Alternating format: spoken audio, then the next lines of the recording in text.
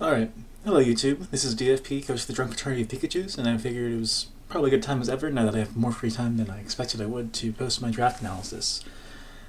So yeah, this team has done pretty well for me so far, and I'll just show you I give you an insight into my thought process of why I picked what I did for my first draft league. Alright, so yeah, let's start off with Lander's Calrissian.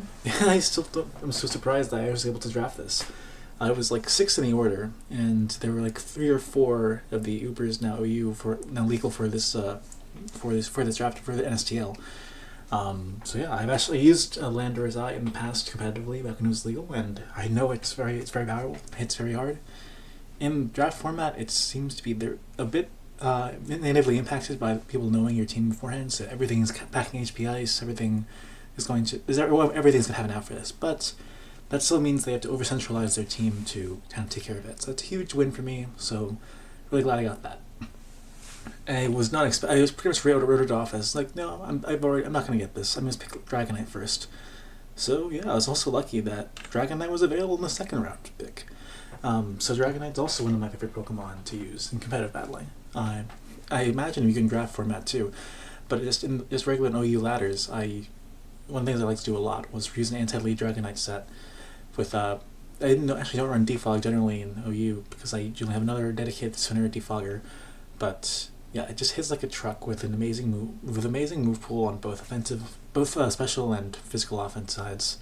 A lot of people just assume that it's going to set up with Dragon Dance or use Z-Fly, but no, I don't like using it that way.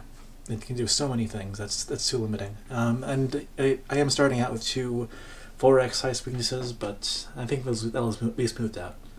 I have multi-scale anyways, so it still has plenty of bulk. So yeah, third pick is Nice Resist. Entei is something else I really love using compared to Pokemon. Just Sacred Fire is an amazing move. 50% chance of burn on top of a base 100 fire stab. It's just great. And what's even better about it in draft format is that I know whether my opponent's going to have a Heatran or not. Yeah, the one main hurdle Entei has in like regular OU laddering is that Heatran's a very popular Pokemon, and I don't want to give it Flash Fire. So yeah, this allows me to I don't have to worry about that unless I'm playing against Trogdor or someone else trades for Heatran or something else with Flash Fire comes in, but we'll see if that happens. And beyond that, also Holloman's Dragonite with another very powerful extreme speed, usually banded.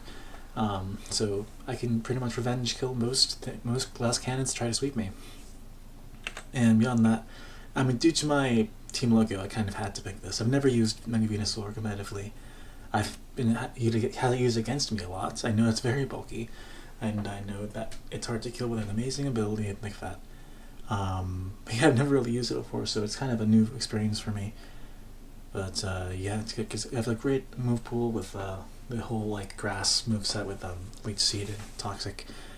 So yeah, it's coming pretty well for me so far, and it can absorb a lot of hits. So that's my Mecha. And I picked my other bulky boy was Tapu Bronzo, because I used my favorite gen was Gen 4. That's when I really got into playing competitive Pokemon. I really haven't been as involved since then, but back in the day, this is one of my favorite walls. I really ended up using the Heat Proof set. Levitate's really what to go with, but it does have that option if you want to go with that. And yeah, Gyro Ball hits like a truck.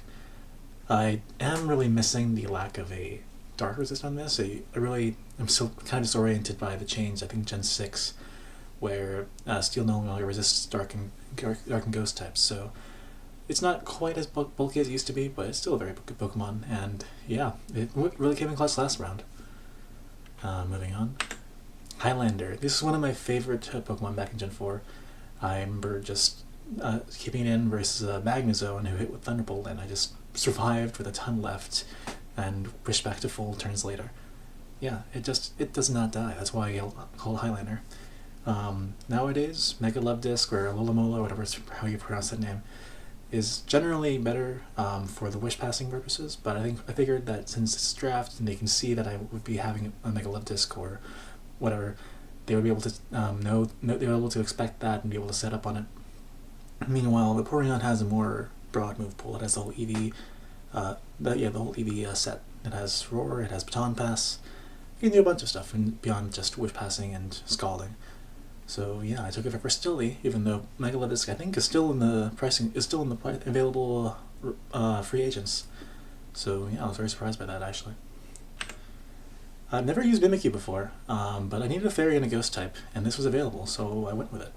And I'm really glad I did. It did amazingly in the first round, and as of doing this narration, it is currently the league MVP. So I named it SCP-096. If you're familiar with SCP, it's the one where it's some like spooky copy pasta about some monster that kills everyone who sees its face, and no one sees Mimikyu's face. So I thought it made a lot of sense. I'll call it that.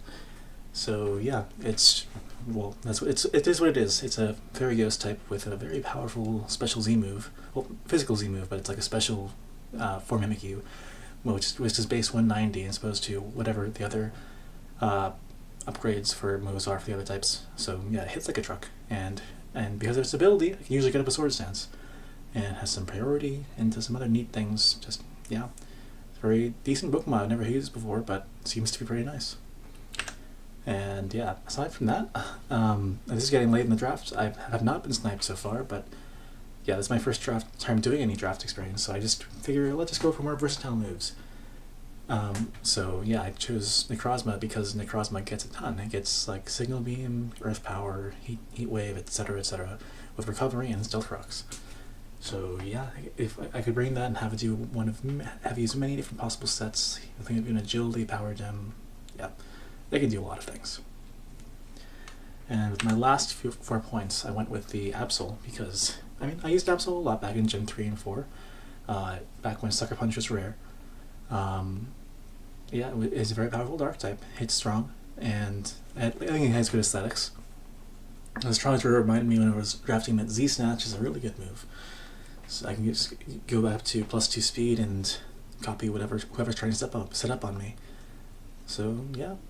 It's a pretty good value for just 4 points left, and yeah, I'm glad I took it. Although, truth being told, the last two were less critical to my overall thought process, and as time went on, I realized that I did make some they're good Pokemon, but they don't really complement the rest of the team as well. So, at the end of week 3, I actually ended up trading them away. And then going from the next videos on, you will see a different set of Pokemon, or where these two used to be. And adding to my roster, I've now drafted Meloetta, the Diva of Plavalaguna. So I've never used Meloetta competitively, but I always thought that it's had a lot of potential. Be able to switch like Aegislash, except between rather than just defenses and attacks. It basically goes from specially dangerous to physically dangerous. So actually, when I drafted this, I didn't realize quite as well as I thought I did how Relic Song works.